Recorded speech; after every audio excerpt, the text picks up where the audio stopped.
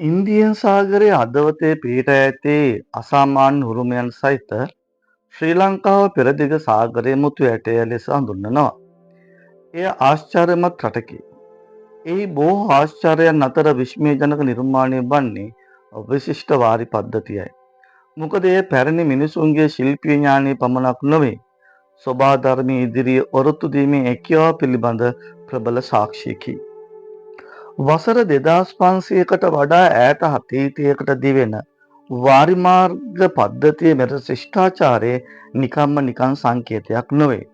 ගොඩමඩ දෙකම අස්වද්දන්නට දියවර සැපියූ ගැමි ආර්ථිකයේ වැදගත් සාධකයකි. ඉංජිනේරු විද්‍යාවේ විශිෂ්ටතම නිර්මාණයකි. මෙම වැව් කර්මාන්තයේ ප්‍රබලත්වය ඒ පරිමාණයේ නිර්වද්‍යතාවයෙන් සහ තිරසාරත්වයෙන් ප්‍රකාශ වෙනවා. එය අපිට ගමේ කුඩාම වැවේ සිට මහ පරිමාණයේ වැව් දක්වාම මෙම ආශ්චර්යය දකින්න පුළුවන්.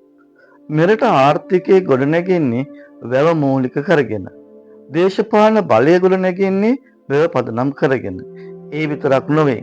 සිරිත් විරිත් ආගම කලා ශිල්ප ජන සාහිත්‍ය විද්‍යා තාක්ෂණය ආදී සෑම අංශයක්ම ගොඩනැගෙන්නේ ඇඩගැහෙන්නේ දීනුවට පත් වෙන්නේ වැව් දීවර නිසායි.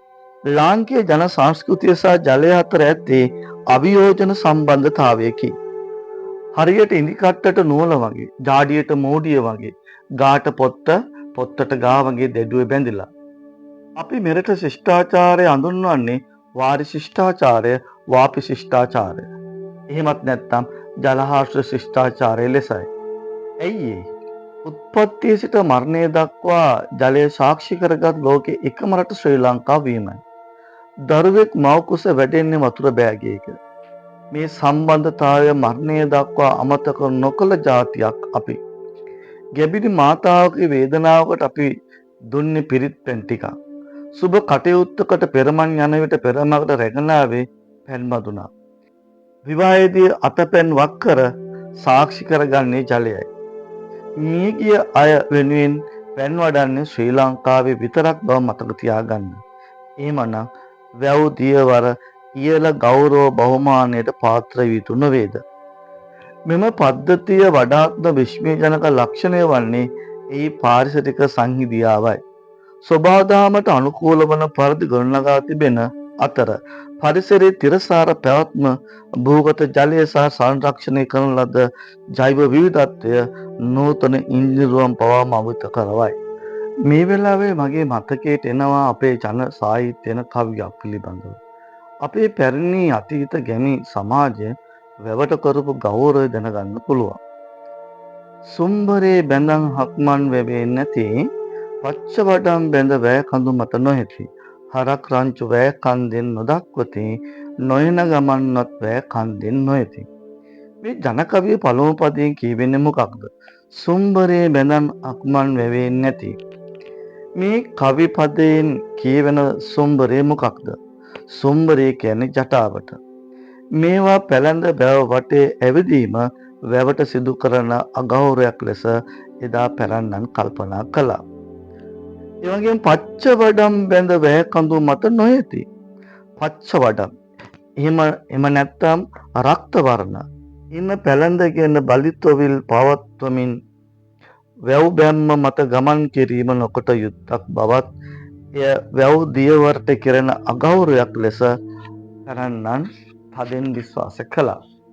අරක් රංචු වැය කන්දෙන් නොදක්වති. ගව රංචු වැව් බැම්ම මතින් නිතර ගමන් කිරීමෙන් වැව් බැම්ම බිඳී යාමට හේතු වෙනවා. එදා පැරැන්නන් දිවීමෙන් වැව රැකගත්තේ වැව් දියවරට තිබූ අසීමිත ගෞරවය නිසා වෙන්නේ.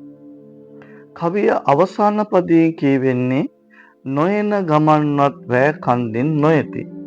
නොයන ගමන්වත්. එයින් අදහස් කරන්නේ මරණය ගැනනේ.